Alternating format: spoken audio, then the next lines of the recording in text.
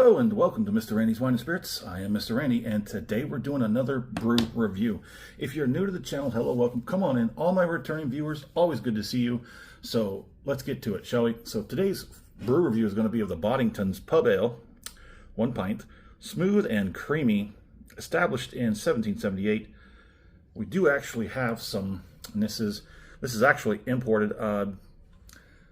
I don't think I found out whether or not, so some brewers, some libations of sorts, they will import the libation, the liquid, if you will, in these great big bibs or tanks or vats, and they move those, and it's just cheaper to sort of like swap those out, like barrels. It's like you send a barrel into a bottle company, and then coming back from the bottling company, you bring back the barrels that they used to bottle the previous load. That's how it's just more efficient there, you know, like that. So they do that with ships as well. Whenever they import libations from other nations, that's how sometimes it comes over. It doesn't just come over already in the can, but then sometimes it does. So let's go ahead and take a look-see at what's on the can. I love it when they put good information on the can. Calories 124, carbohydrates 9.4 grams, protein 1 gram, fat 0, imported.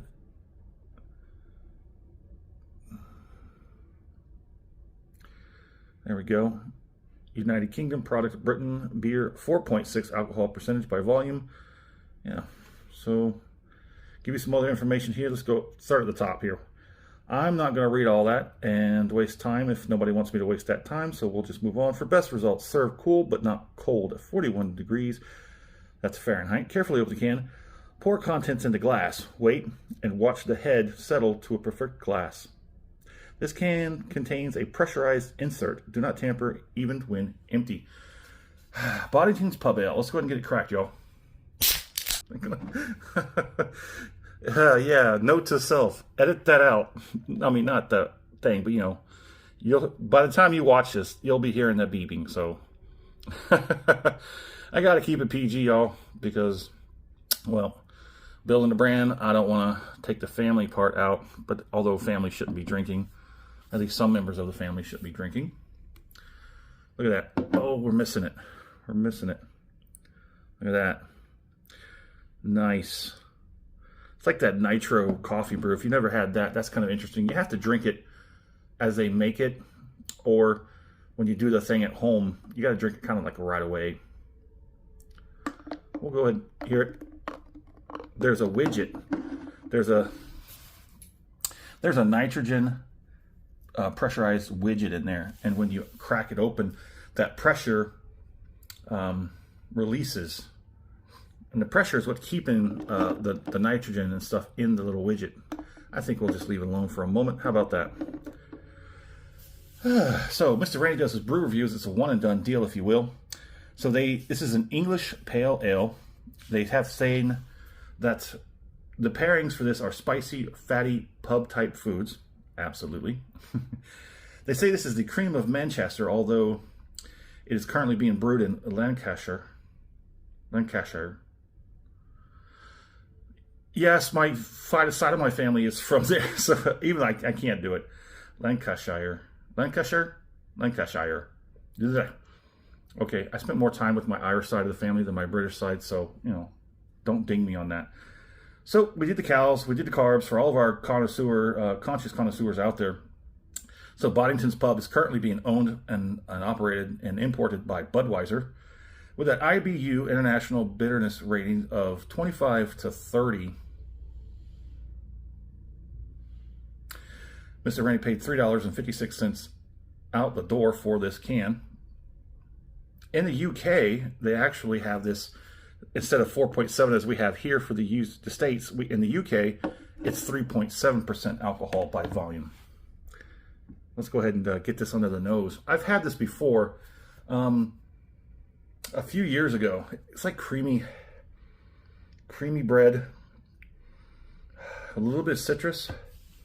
I thought for sure for a minute I had banana. That is a thick, rich, look at that. Nice. Let's go ahead and get it on the palate. Interesting. That foamy head is nice and creamy, very slightly sweet. But then the beer itself actually is a bitter, and it sort of like comes at you with the cream from the head, then the bitterness of the libation, the beer, the liquid. And it's sort of like a weird kind of, first you get that head, and then it swirls in with the beer, and it just kind of like swirls in a unique kind of experience. Let's get another one.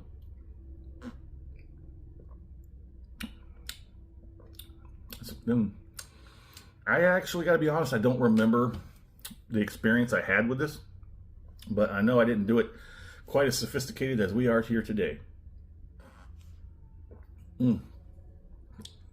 That's kind of unique. Like I said, that creamy foamy head has like a very slight sweetness and the creaminess, but then the beer itself actually is a little bit on the bitter side, and it's a lot looser, so it kind of like swirls. It's hard to imagine how to explain this, but here, have some. Oh, you got some on your nose. Oh boy. Let's go ahead and see if we can't finish that can in there. There we go.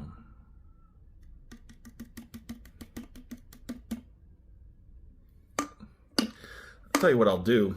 I'm gonna open when this video is over. I'm gonna open this can, and we're gonna do just a little bit of a video of what's in it, and I'm gonna splice that video in right about here. Okay, so here it is. I cut the can open, and I pulled out the little widget inside. It's just a little piece of plastic. It's got a hole in the bottom. It's got like a little release valve on front. And I'm guessing it's got like a sort of like I can't really see it in the video, but this little part right here is kind of like a little needle. And from my understanding, the pressure in the can keeps everything stable inside, and it just stays like this. Now, some people say, what if you shake it violently? I probably wouldn't advise doing that, but sometimes it can happen. But it's got like a little ingeniously designed little pressure system in there, which I may not try and take it apart any further than this, but there it is. Anyways, back to the show.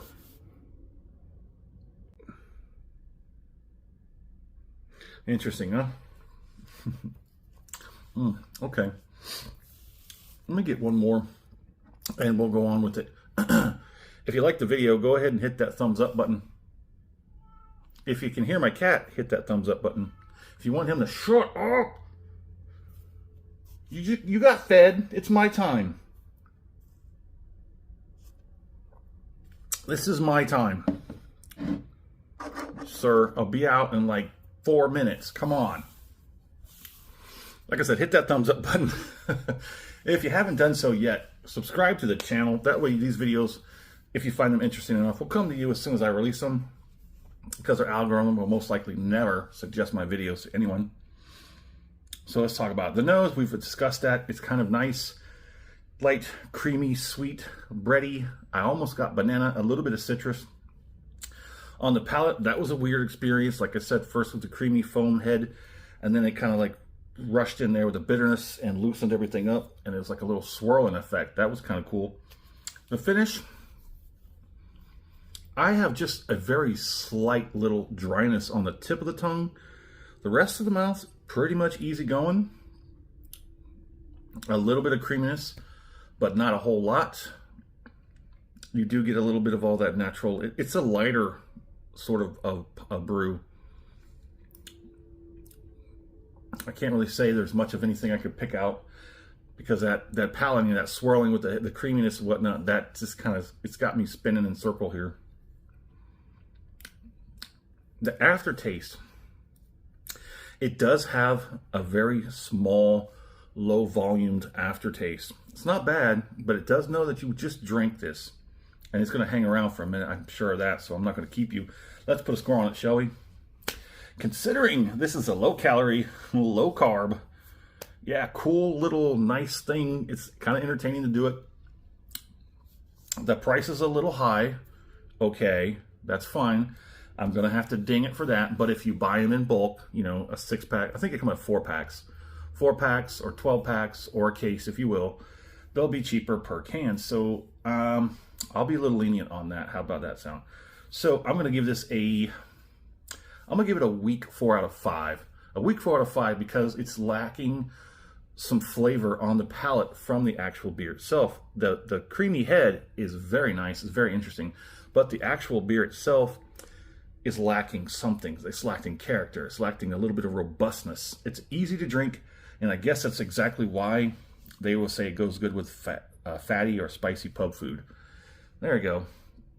My fair price on this, I'd love to see it under $3 a can. That would be more fitting, but most of the time they say this is pumped out of a draft in a pub. So there it is. Would I buy this again? Probably. If I wanted to buy it for a friend or somebody else needed experience, I would buy it and gift it to them. But I actually probably would like to try this actually as a draft in a pub. So if I ever go out and I see it, I'm going to try it out there. Anywho, there it is. In the comment section, let me know, where are you at in this world? What are you drinking currently? Is there anything going on in the world of libations around you that's worth talking about?